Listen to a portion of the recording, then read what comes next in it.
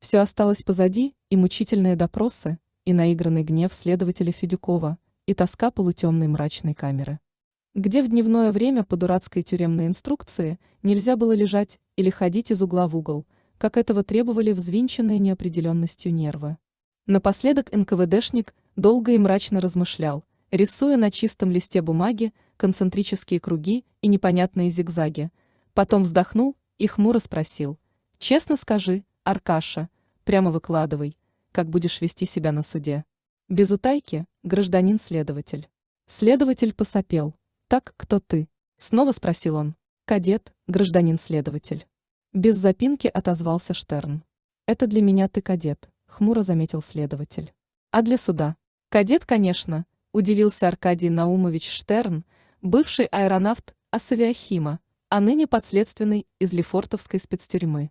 «Что же я, враг самому себе?» «Молодец», — Федюков поиграл карандашом, подвигал бровями, скучающе полистал пухлое дело. «А за что арестован?»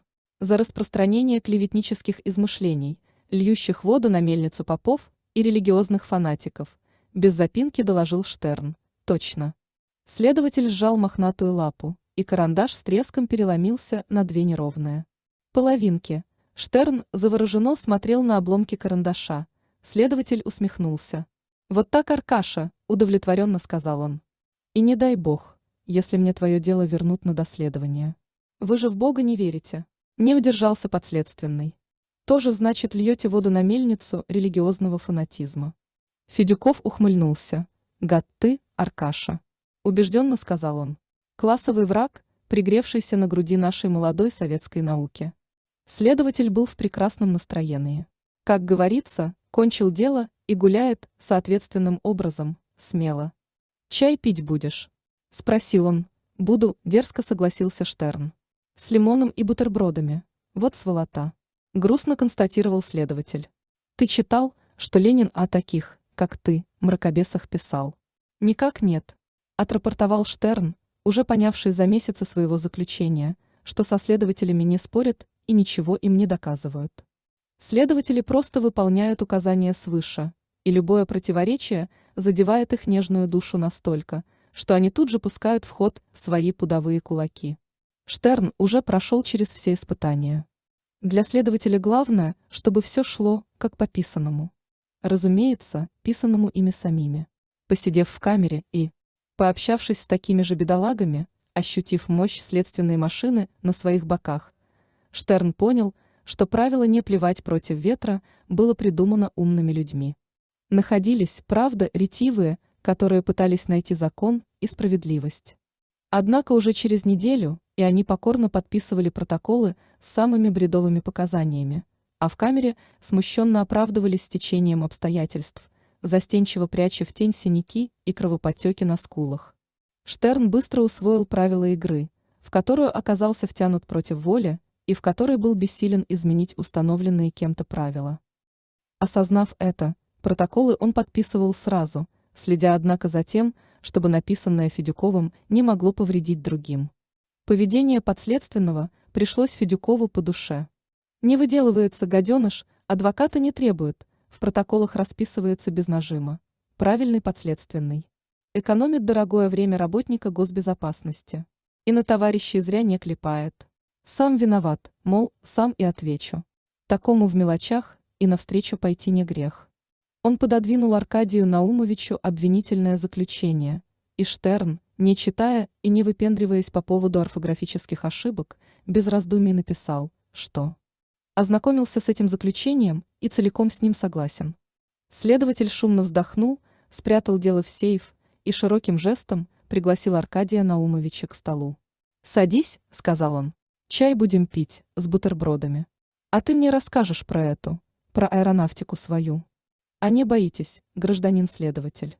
Усмехнулся Штерн. Федюков поднял брови, долго и подозрительно взирал на непонятно чему веселящегося подследственного, потом буркнул, тайно ожидая подвоха. «Чего мне бояться? Меня же за эту самую аэронавтику арестовали», — сказал Штерн. «Выходит, вредная наука. Вдруг и вас за ненужное любопытство привлекут». Такого оборота Федюков не ожидал, он побагровел, надулся, но тут же багровость лица сменила мертвенная бледность, словно за спиной своего подследственного Федюков увидел саму смерть или ее заместителя по исполнению приговоров. «Вот и пои такую сволоту чаем», – буркнул Федюков.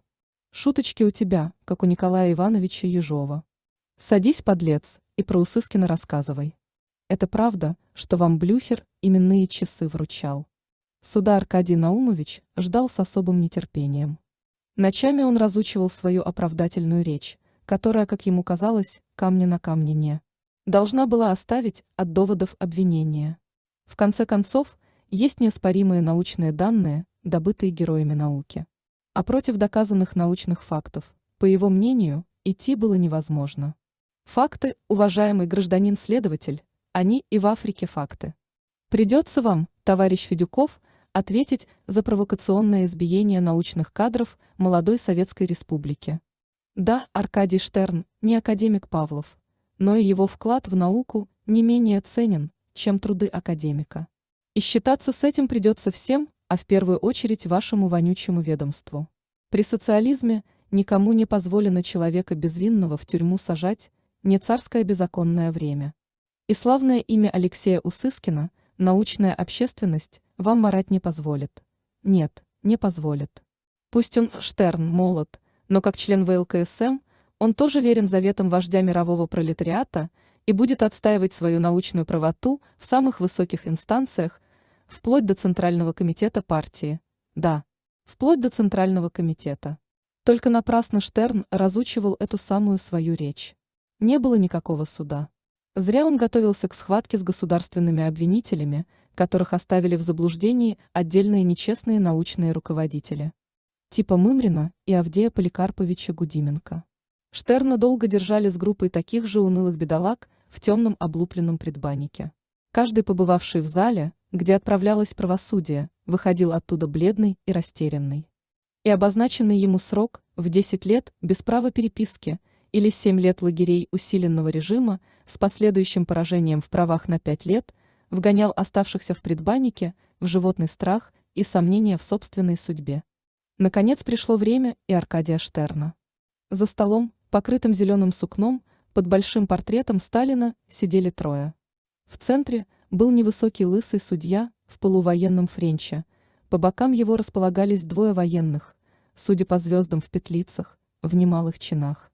Судья обладал тихим, тонким и оттого противным голосом. Ворот френча был тесен судье, и он то и дело пытался оттянуть его пальцами, чтобы дышалось легче. Фамилия, имя, отчество, год рождения. С одышкой спросил судья. Штерн Аркадий Наумович, 18 мая 1915 года, сказал Штерн. Вы признаете себя виновным? Спросил судья, бегло проглядывая обвинительное заключение. Видите ли, гражданин судья, промямлил Штерн. Достаточно, махнул рукой судья и поочередно наклонился в обе стороны, совещаясь с военными. Совещание было кратким, после обмена мнениями троица пришла к согласию, и судья в гражданском встал, держа обеими руками листок синей бумаги, похожий на оберточную. «Штерн Аркадий Наумович», — сказал он, — «вы признаны виновным в измышлении и распространении слухов религиозного характера, порочащих социалистический строй и советскую науку. На основании статьи 57 прим. 10 трибунал приговаривает вас к 15 годам лишения свободы с последующим поражением в правах сроком на 3 года. Вам ясен приговор». Но гражданин судья, Штерн был изумлен и сломлен.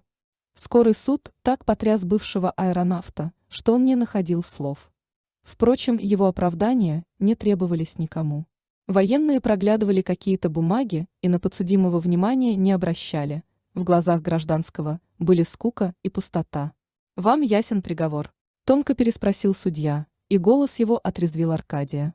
Говорить и спорить было бесполезно. Механизм правосудия с лязгом провернулся, перемалывая его судьбу. Решение, принятое сидящей за столом тройкой, было окончательным и бесповоротным. С большим успехом можно было оспаривать смену времен года. И Штерн смирился. «Приговор мне ясен, гражданин судья», – потухшим голосом произнес он. «Распишитесь», – сказал судья. «Здесь и еще вот здесь». И Аркадий Штерн расписался за путевку в новую жизнь, которой ему предстояло жить 15 лет, кажущихся отныне бесконечными и бессмысленными. Экибастузский лагерь. Декабрь 1946 год. У Кума было тепло и уютно. Лучше, чем в бараке. Опер Лагутин был опытным сотрудником, прошел не одну зону, заключенных знал, как знает скрипач свой инструмент, поэтому на струнах нервов Аркадия Штерна играть не торопился, давал заключенному разомлеть в тепле и отвлечься от бытовых неурядиц. Чая он не предлагал, да это и к лучшему было, подлянки, значит, за душой не держал и в стукачи вербовать не собирался. Да зачем ему было нужно вербовать зэка, 9 лет отсидевшего по разным зонам и оттого образованного по тюремным меркам не хуже политкоторжанина царских времен. У него и без Штерна было кому стучать. И непростые зэки постукивали-работали на него авторитетные в зоне люди. Воры эти не гнушались отдать через Кума свой долг родине. И не потому, что патриотизм их заедал, как барачная вошь, а потому, что отказ работать на опера был чреват крупными неприятностями, приходящими к отказнику сразу после отказа. Но все-таки вызов к Куму всегда грозит неприятностями, поэтому даже разомлев от тепла, заключенный Аркадий Штерн ушки свои отмороженные держал на макушке и бдительности не терял. Капитан Лагутин неторопливо листал бумаги, и Штерн понял, что это его личное дело, за время отсидки обросшее лагерными подробностями. «Мне тут, понимаешь, дело твое на глаза попало», задумчиво сказал Кум. «Я не понял, за что же тебя все-таки посадили». «В обвинительном заключении все сказано», вздохнул Штерн. Кум даже не рассердился на неуставное обращение. «Нет в твоем деле обвинительного заключения», сказал он. «Только постановление Большой Тройки и все. Но не зря же тебе сам Ульрих срок отмерил. Ты кем до ареста был?» Аркадий грустно усмехнулся. «Да я уж и подзабыл за 9-то лет, гражданин капитан», сказал он. «Вроде аэронавтикой занимался. На самолетах, значит, летал». Уточнил Кум. «Летал». Штерн уставился на жаркое алое нутро печки. Рассказывать о себе ему не хотелось. Да и не стоило, пожалуй. Он вспомнил Мордастова. Следователя Федюкова и его слова: «Ты для себя главное запомни. Ты, подлюга, живешь, пока молчишь. А как хавало свое разинешь, так тебе сразу капец и настанет». Мудр был следователь Федюков, а не сообразил, что даже причастность к делу о клеветнических измышлениях аэронавта Штерна путем расследования этого дела чревата была бедой. Не сообразил и сгинул в этом же экибастузском лагере, зарезан был уголовником, якобы за хромовые свои сапоги. Да на хренурке были нужны его стоптанные хромачи, дали команду завалить, он и завалил без излишних размышлений. «Летал, гражданин капитан. Только не на самолетах, а на воздушных шарах». «Эге», — сказал Кум, — «это как у Жюль Верна. 5 недель на воздушном шаре, да». Оперуполномоченному Лагутину было лет 27, на 4 года меньше, чем в апреле исполнилось самому Штерну. Не знал Лагутин или по молодости помнить не хотел одного из основных зоновских законов: меньше знаешь, дольше живешь. 5 недель на воздушном шаре, а 9 лет не хочешь. 9 лет, не опускаясь на материки. И еще предстоит 6 лет лететь в неизвестность.